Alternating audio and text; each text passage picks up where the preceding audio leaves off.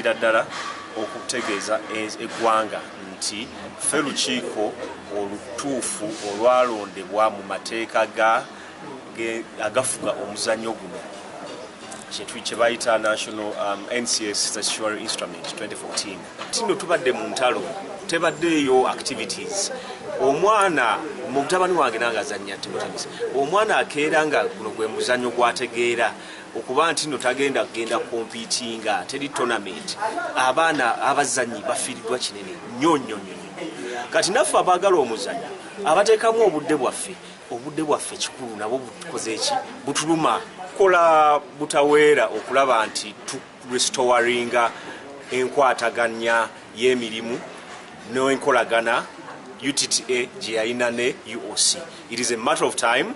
Tumanyi bulungi nti UOC is going to come on board. UOC and NCS are peers. Ndabira ddala nti kiba kya bwenkanya NCS communicating a position bweti ne UOC ne communicating a position bweti.